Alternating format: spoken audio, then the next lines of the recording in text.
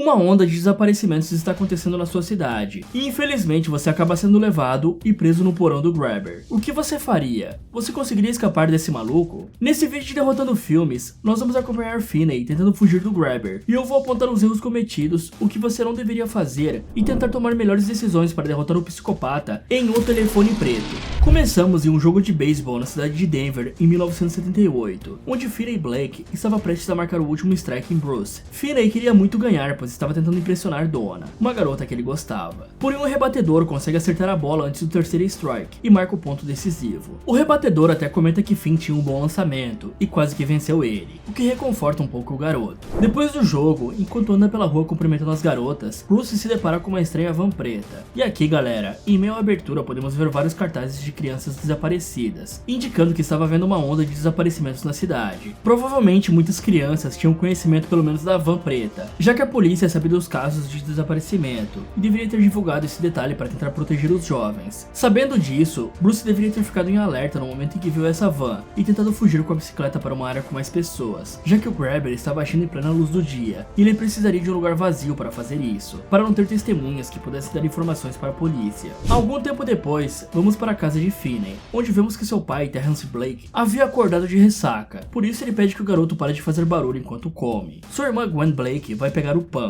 Ela acaba fazendo barulho e fica com muito medo de seu pai, indicando que o homem não era uma pessoa fácil de se lidar. Mais tarde, no caminho para a escola, eles avistam um cartaz de desaparecimento de Bruce. Finney pergunta a sua irmã se iriam encontrá-lo, e a garota diz que sim, mas infelizmente não iriam achá-lo como desejavam. Em seguida, os irmãos veem que dois garotos estavam brigando, se bem que quando um só bate, não sei se dá pra chamar bem de briga. Enfim, Robin humilha Mousse, um dos valentões da escola, e ao ver isso, Finney pega sua irmã e sai do local, dizendo que ninguém merecia apanhar daquela forma. Sua irmã diz que Mousse foi idiota de procurar briga com Robin, pois ele era o garoto mais forte da escola desde que o sequestrador pegou Vance Hooper. Enquanto isso, vemos uma van preta passando atrás deles. Uma coisa que eu não entendo é como os adultos parecem ser extremamente despreocupados com seus filhos. Afinal de contas, todos estão cientes de uma onda de desaparecimento de jovens. Além de deixarem as crianças saírem de casa desacompanhadas, eles não se prestam nem para levá-los até a escola. E parece que a polícia local não está muito afim de trabalhar, pois eles já tinham o perfil do assassino que pegava apenas jovens e crianças. Com isso em mente, deveriam fazer rondas em locais que os mais novos frequentam, como fliperamas, parques, pistas de skates, sorveterias e principalmente escolas. Com isso, eles poderiam pegar o Grabber, ou ao menos assustá-lo diminuindo os sequestros. Até mesmo usar oficiais à paisana andando pelas ruas nos horários de saída da escola ajudaria a capturar o criminoso. Já na escola, Finney observa a Donna durante a aula, porém assim que o sinal toca, ele sai correndo da sala e começa a ser perseguido por vários garotos. O menino tenta se esconder no banheiro, porém os valentões o encontram. Mas antes que fizessem qualquer coisa, Robin aparece para lavar o sangue de Mousse das mãos. Ele também diz que se mexessem com seu amigo novamente, iria bater neles. Assim que expulsa os valentões, o menino diz que Finney teria que começar a se impor. Eles conversam um pouco sobre os filmes da época, e em seguida Robin pede uma ajudinha com o trabalho de matemática. Caso contrário, ele seria suspenso. Enquanto isso, Gwen é chamada para a diretoria. Lá os detetives Wright e Miller perguntam sobre um certo sonho que a garota tinha comentado com a irmã de Bruce, sobre o Grabber estar com balões pretos. Eles dizem que de fato haviam dois balões pretos na cena do crime, mas nunca divulgaram isso para ninguém, questionando se a garota estava escondendo algo. A menina fica irritada e xinga os dois, e zoa os detetives falando que com toda certeza ela era o Grabber. Os detetives perguntam o que ela estava escondendo, e Gwen fala que seus sonhos às vezes estão certos. Ok, balões negros são uma marca registrada do criminoso. Eu até entendo eles acharem estranho a garota saber disso através de um sonho,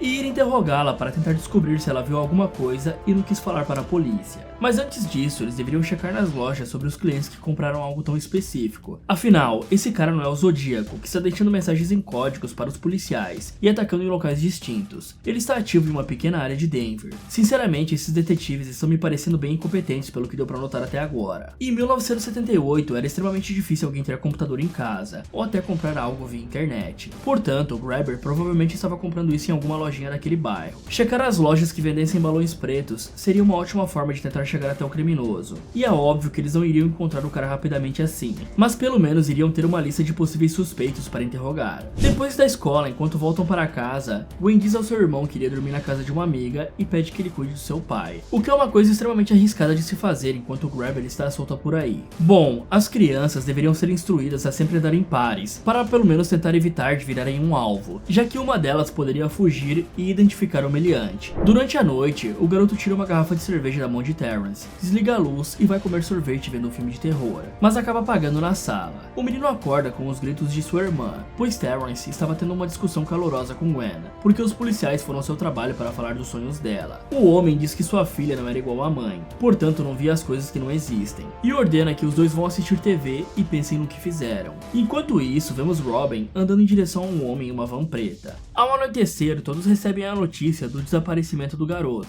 e saem para procurar junto à polícia. Pelo que sabemos do Robin, provavelmente ele deve ter dado um certo trabalho pro cara, já que ele sabia lutar e até mesmo bater em caras maiores que ele, mas ficar andando em lugares isolados assim ia facilitar muito pro Grabber. Além disso, vimos essa mesma van passar por perto da escola, e quantas vezes essa van já passou por ali? Nenhuma criança, professor ou adulto viu isso e achou suspeito? O mais curioso de tudo é o fato do Grabber pegar as crianças em plena luz do dia, e mesmo assim nunca foi avistado. Esse cara deve ser praticamente um ninja. Quando Terrence conta a Finney o que ocorreu, o garoto fica extremamente triste, e pede que sua irmã tente sonhar com algo que ajude a encontrar o seu amigo. A menina vai até seu quarto, onde ora para Deus que lhe deu um sonho que ajude a polícia a encontrar o Robin. No dia seguinte, os detetives vão até a casa dos Blakes, pedindo para falar com Gwen, provavelmente querendo saber se ela teve outro sonho. E claramente vemos que a garota está com medo de falar algo por conta do seu pai. Só esses detetives mesmo, para não notarem isso. Mais tarde, vemos que com o desaparecimento de Robin, os valentões voltaram a perseguir Finney e jogam ele no chão para dar a famosa surra. Gwen logo aparece e pega uma pedra acertando um dos garotos, mas logo é derrubada e apanha junto a Finney. Provavelmente o erro dela foi jogar a pedra longe. Mais tarde, durante a aula, o professor pede que os alunos formem duplas que durariam até o final do ano letivo, para que pudessem dissecar um sapo, e Donna se oferece para ser a parceira de Finn. Após a aula, Gwen zomba de seu irmão por gostar de Donna, e em seguida avisa que irá dormir na casa de sua amiga e pede que ele cuide de seu pai. Enquanto ia embora para casa, Finn avista a van preta de um mágico. O cara derruba suas coisas em frente ao garoto, pedindo ajuda para juntá-las. Assim que se aproxima, o menino percebe balões pretos dentro de sua van. Nesse momento, o homem puxa Finney junto às bexigas. Ele fura o braço do Grabber com sua caneta em forma de foguete, porém o homem usa um spray para nocauteá-lo. Assim que desperta, o garoto é jogado em um colchão no porão do cara, que agora estava usando uma máscara de demônio. O homem diz que deveria quebrar o pescoço dele pela ferida que fez em seu braço, mas logo em seguida começa a rir e dizer que entendia o porquê dele ter feito aquilo, e que só estava bravo antes. E então pergunta se o menino queria um refrigerante, dizendo que não iria feri-lo. Porém a conversa é interrompida quando o telefone toca no andar de cima, e o maluco diz que logo voltaria para explicar o que estava acontecendo. Ele sai trancando a porta, que só abre pelo lado de fora. Finney, que ainda estava com a caneta em sua mão, começa a explorar o local, onde tem apenas um pequeno banheiro com um vaso sanitário e vários tapetes ao lado do vaso. Ele também nota um telefone preto, que estava com um fio cortado, e resolve descansar um pouco. Ok, enquanto se debatia, ao invés de mirar no braço, Finney poderia ter mirado no rosto ou no pescoço. Se possível, tentar acertar perto da orelha para acertar a artéria carótida. Para quem não sabe, as artérias carregam grandes fluxos de sangue, e furar uma delas pode causar uma hemorragia, e isso seria possível, pois a diferença de altura dos dois não era tanta. Além disso, qualquer tipo de anestésico de uso oral ou componente químico que o Grabber usou precisaria de um certo tempo para funcionar, mesmo com o garoto engolindo aquilo, já que os anestésicos orais não agem tão rápido quanto os de via intravenosa ou inalatórios, então não teria como ele apagar naquele tempo. Também tem o fato de que, mesmo sabendo da onda de desaparecimentos, o garoto parou do lado de uma van preta com vidros fumê para ajudar um esquisitão, o que é uma coisa bem idiota de se fazer, sabendo que vários de seus amigos sumiram. E é óbvio que ninguém escutou tudo isso acontecendo, né? Mais tarde, Terrence liga para a casa da amiga de Gwen, avisando que seu irmão havia sumido. Com isso, a menina corre desesperada para casa, porém tudo o que pode fazer é ouvir seu pai conversando com as autoridades. Enquanto isso, no porão, Finney acorda com o telefone preto tocando. Ele atende, mas é interrompido pelo louco, que avisa sobre o telefone tocar às vezes pela estática, mas que não funcionava desde sua infância. E só eu fico pensando por que tem um telefone preto dentro de um porão. O mascarado fala que sabe quanto o garoto desejava voltar para casa, mas teve um imprevisto, pois alguém estava indo visitá-lo, portanto teria de ficar um tempo lá em cima, e pede que Finn não tenha medo, pois ele não faria nada que ele não gostasse. Finney avisa que se tentasse algo, arranharia sua face e gritaria para todos ouvirem, porém o Grabber explica que isso seria inútil, afinal, ele mesmo tinha construído o isolamento acústico do porão, portanto se fechasse a porta, ninguém ouviria nada. O garoto pergunta se iria matá-lo como os outros, mas o cara explica que não matou ninguém, foi outra pessoa, e ordena que não mexa mais no telefone e sai do local. O menino tenta gritar, mas obviamente não dá certo. Ele percebe uma janela e até mesmo pensa em quebrá-la, mas vê que não é possível, senão Robin já teria feito isso. Quando desiste de lutar, o telefone preto toca novamente, mas não tinha ninguém na linha, então ele se deita e acaba adormecendo. Assim que acorda, ele se assusta com o Grabber ao lado de seu colchão, colchão. Ele pergunta o motivo do cara estar ali, e o mascarado diz que só tinha vindo porque queria observá-lo. Finney fala que estava com fome, mas o maluco fala que ainda não podia trazer comida. Assim que o cara sai, o telefone toca novamente, e na linha, Finney escuta alguém chamando seu nome. O jovem se assusta, perguntando quem estava na ligação, porém o espírito diz que não se lembrava de seu nome, pois era a primeira coisa que se perdia após a morte. Ele também conta que o louco podia ouvir o telefone, mas escolhia não acreditar. E o garoto reconhece a voz como sendo Bruce, e pergunta o que ele queria. O mesmo então informa que tem um piso solto no corredor, e que Finney poderia cavar até sair. Ele mesmo havia tentado, mas não teve tempo. O garoto então começa a cavar pouco a pouco, jogando a terra no vaso e dando descarga. O jovem esconde o buraco com um pano que ficava ao lado do vaso. Enquanto isso, Gwen sonha com a porta de entrada onde seu irmão estava, um portão preto com grades na janela e uma parede de tijolos. A menina também parece ser capaz de ver a história e forma que as crianças mortas foram sequestradas, vendo toda a vida de Bruce até ele ser levado. Ela então sai pela cidade de bicicleta, procurando o local que viu. Detalhe que isso foi à noite, e se não fosse pelo fato do Grabber estar ocupado, com certeza ela poderia acabar virando uma vítima aqui. Em uma das manhãs, o louco aparece trazendo comida, e ao perceber que Finn estava desconfiado, diz que não tinha motivos para drogá-lo, pois o mesmo estava preso em seu porão. Ele então sai, mas dessa vez sem trancar a porta. O garoto pensa em sair, porém o telefone toca. Na linha, outra criança pede que não suba as escadas, pois era uma armadilha. O fantasma aparece na sala, mas Finney não consegue vê-lo. A aparição então conta que o Grabber estava esperando de frente para as escadas segurando um cinto, apenas aguardando ele subir para puni-lo, e não importasse o quanto ele implorasse, ele nunca parava de bater. O garoto pergunta quem era, mas o mesmo diz não lembrar de seu nome, apenas que entregava jornais. Finney então o reconhece como Billy, um dos garotos dos cartazes. Então ele decide ficar no porão e comer o que foi lhe dado. Aqui ele tomou a melhor decisão, afinal de contas, mesmo que tentasse uma luta corpo a corpo, ele perderia pois não tinha um fator surpresa, pois o homem era muito mais forte que ele. Quanto a cavar um buraco seria inútil naquela situação, pois criar um túnel sustentável cavando com as mãos demoraria semanas, e ele não tem ideia de quanto tempo teria até ser finalizado. Poderiam ser dias ou apenas horas. Não só isso, como vimos que o mascarado entra no quarto enquanto o garoto dormia, e se visse o buraco poderia cometer alguma atrocidade com Finn. Sobre comer o que o cara oferece pode acabar sendo algo perigoso, pois realmente ele pode te envenenar, mas acabar ficando sem comer deixaria o garoto muito fraco, e dessa forma ele não teria forças para revidar. Eu pensaria em usar a tampa de cerâmica da caixa do vaso sanitário como arma, e tentar surpreender o Grabber com uma pancada na cabeça assim que ele entrasse no porão, e trancaria ele ali depois. Outra coisa é que Gwen viu a forma como Bruce foi sequestrado, então ela sabia não só dos balões pretos, mas também da van como foi mostrado em seu sonho, e mesmo assim não deu a informação aos detetives de que o criminoso usava uma van preta. E sim, os oficiais teriam acreditado, pois já foram até ela buscar informações. Assim que acaba de comer algo, o garoto pega no sono novamente, e ele é acordado por outra ligação de Billy, dizendo que deixou um cabo solto na parede próximo à porta. E o fantasma se manifesta girando uma garrafa e apontando para a janela, deixando a entender que o garoto poderia chegar até a janela com o cabo. Finney tenta arremessar o cabo, mas falha. Ele então tem a brilhante ideia de usar um dos tapetes para fazer uma espécie de cano e conduzir o cabo até as grades. Assim que consegue passar, ele faz alguns nós para usar de apoio e começa a escalar. Mas antes que conseguisse chegar ao topo, as grades se quebram e ele cai no chão. Bom, aqui ele poderia ter empilhado mais tapetes para não precisar se apoiar tanto assim na grade. Ele precisava subir na grade e baixar aquela janela. A forma que ele usou para passar a corda pela grade foi muito boa. Além disso, ele poderia ter amarrado um pedaço de ladrilho no fio para fazer uma espécie de gancho e facilitar que o cabo passasse pelas grades. E vamos combinar que essa janela não era tão alta assim. Finney tem 1,70 m, o que é acima da média para uma criança de 15 anos. E provavelmente esticando o braço, ele chegaria facilmente a quase 2 metros. Então, com todo o espaço que ele tem no porão para correr, não seria muito difícil ele correr, pegar o impulso na parede e alcançar a janela. Após a grade arrebentar, seria extremamente fácil sair dali. Tudo que ele precisaria ter era um pouco de força nos braços para se pendurar na janela. Enquanto isso, Gwen é enviada para a enfermaria para tirar um cochilo, pois estava dormindo na aula. Assim que adormece, ela sonha com a história de Billy e com o mascarado segurando os balões pretos. Ao anoitecer, ela conversa com seu pai, dizendo que seus sonhos eram reais. O homem então conta em prantos que sua mãe era incrível, e também dizia poder ver e ouvir coisas em sonhos. Porém, um dia, os sonhos pediram para ela fazer coisas terríveis, e por isso ela se finalizou. Ele não queria esse futuro para Gwen, mas a garota fala que suas visões poderiam ajudar a encontrar seu irmão, e os dois então saem à procura da entrada que ela tinha visto. Vemos então que os detetives estão batendo de porta em porta, e vão até a casa de um dos cidadãos perguntando por Finney, porém Max diz que não sabia nada, mas mostra um quadro com todas as informações dos sequestros, indicando que estava trabalhando no caso enquanto estava desempregado e morando com o irmão. Miller e Wright agradecem e pedem que avise se visse a criança, e saem logo do local pois perceberam que o cara estava usando o pó de Pirim Plim Plim. Assim que os oficiais saem, Max volta a dar umas fungadas e vemos que abaixo da casa estava o porão onde o garoto estava preso. Bom, ficou bem claro que o irmão de Max é o Grabber, e esses detetives devem topar com um louco desse em um caso ou outro. Porém, escutar as teorias que o cara tinha não vai fazer mal algum.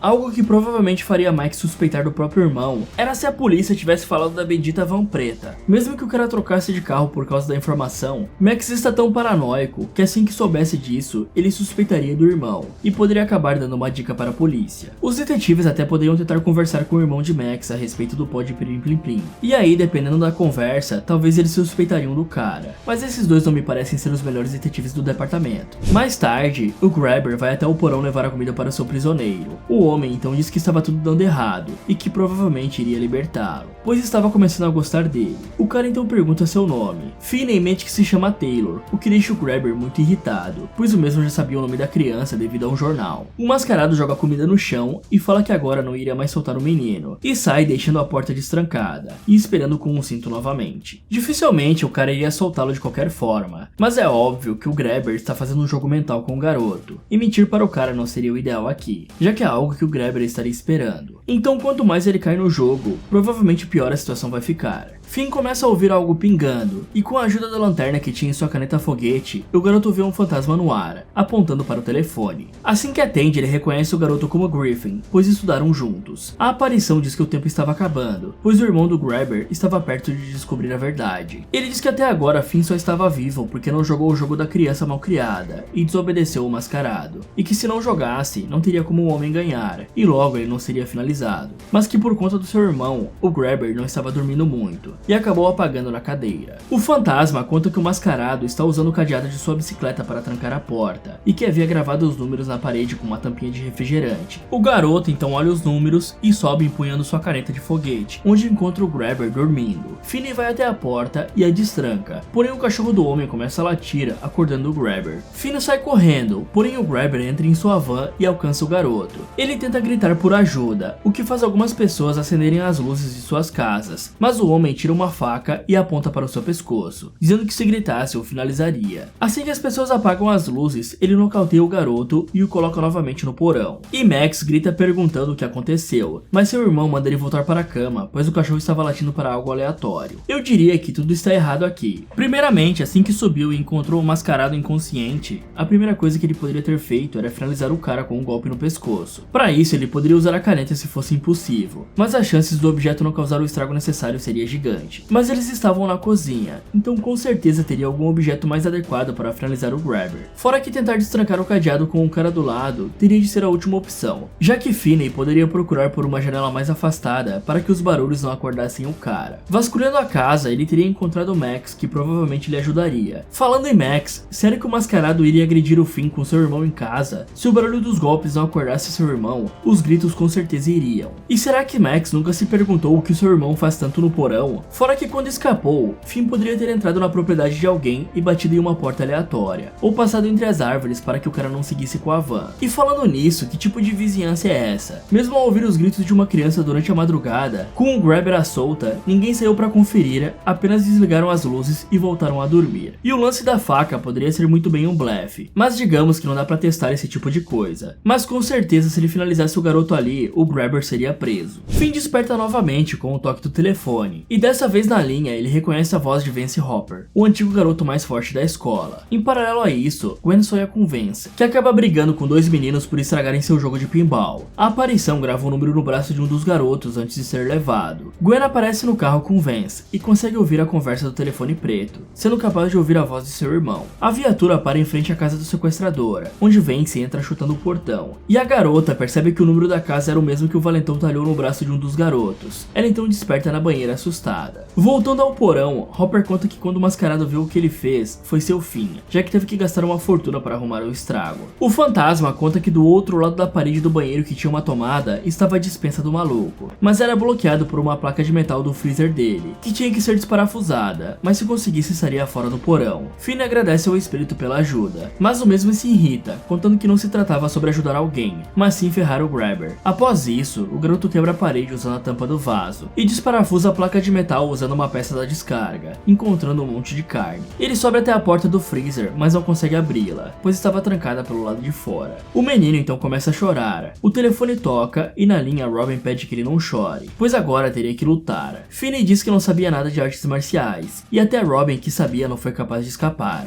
O fantasma então fala que acima de qualquer coisa, Finney sabia aguentar uma surra. Por conta disso, deveria encher o telefone de terra e usar como arma. O fantasma então o ensina como deveria golpear, e quando acaba, a aparição pede que derrote o sequestrador. Os dois então se despedem, dizendo que sentiriam muita falta um do outro. Após desligar, o garoto enche o telefone de terra, e em seguida prepara algumas armadilhas no local com as coisas que conseguiu. Enquanto isso, o mascarado vai comprar as coisas que usaria para descartar o corpo de Finn. Vamos então para Gwen, que está procurando desesperadamente pela casa com o número que viu em seu sonho, até que de repente ela vê os fantasmas, que a param em frente à casa que mostraram no sonho. A menina então volta para casa e liga para os detetives pedindo para irem até o local. Ah, e provavelmente essa capa da garota pode ser uma referência a It. Já Max continua analisando seu mapa e percebe que a casa de seu irmão também ficava próxima aos locais de desaparecimento. E o engraçado é que o cara doidão descobriu isso antes dos oficiais experientes. Ele então decide olhar o porão onde Finney estava, mas assim que diz que ajudaria o garoto, seu irmão surge atrás dele com um machado e o finaliza, dizendo que agora teria de pôr o corpo de Max junto aos outros. O homem então fala que geralmente usa uma faca, mas queria que doesse muito dessa vez, pois Finney era especial. Ele então chama o seu cão e o amarra perto da porta, para impedir a fuga do garoto. O mascarado então vai para cima dele, que desvia e corre até o banheiro, onde puxa a corda, derrubando o cara no buraco, e o Grabber machuca o pé na grade da janela. Ele então repete os movimentos de Robin espancando o louco, que até tenta segurá-lo, mas para quando tem sua máscara removida. Finney então volta a atacá-lo, e então decide usar o cabo do telefone para finalizar o maluco. Quando estava perto de terminar o serviço, o garoto escuta o toque do telefone e o coloca no ouvido do Grabber para as crianças falarem com o assassino. E aí ele completa o serviço, e depois pega uma carne do freezer e joga para o cachorro para poder sair do porão. Em paralelo, os policiais vão até o endereço dados por Gwen e vasculham toda a casa, que parece vazia. Porém no porão encontram os corpos das crianças enterrados. A menina fica esperando do lado de fora, até que vê seu irmão saindo da casa da frente. Os dois se abraçam, e Finn conta para os policiais que o Grabber está no porão. Mais tarde, Terrence chega no local e abraça Finney, depois se ajoelha implorando pelo perdão de seus filhos. Enquanto isso, os detetives e a polícia dão uma entrevista, explicando o caso e dizendo que finalmente o pesadelo da vizinhança chegou ao fim. Algum tempo depois, Finney volta para a escola, onde todos estavam admirando e falando como ele sozinho derrotou o assassino. Ele passa encarando os meninos que batiam nele, mas os valentões ficam intimidados. Assim que chega em sua sala, o garoto se senta junto com sua crush Donna, mas dessa vez muito mais confiante. Bom, o desespero dos policiais e detetives para solucionar o caso era tamanho ao ponto de seguir os sonhos de uma garotinha. Isso com um assassino morando na mesma vizinhança que cometia os crimes. Fora que uma van preta com um abracadabra gigante na lateral passou diversas vezes próximo à escola, onde pelo menos 3 das 6 crianças desaparecidas estudavam. E ainda assim não ter tido uma denúncia é difícil de acreditar. Acho que além da onda de assassinatos, estava acontecendo uma onda de burrice na cidade, já que a mesma van estava estacionada logo na garagem atrás da casa que Gwen apontou para os policiais, e com a quantidade enorme de policiais, nenhum deles pensou em ir olhar que van era aquela, antes de entrar na outra casa. Por sorte, o sobrenatural ajudou o Finn a lutar contra o Grabber, e conseguir se livrar do cara, porque sozinho, provavelmente ele teria grandes dificuldades para sobreviver, já que ele subiria as escadas na primeira oportunidade. E talvez o melhor jeito de escapar daquele porão seria tentando abrir a janela durante o tempo que o Grabber ficava fora de casa trabalhando. Fala galera, esse foi como derrotar o telefone preto. O que vocês fariam para escapar do Grabber?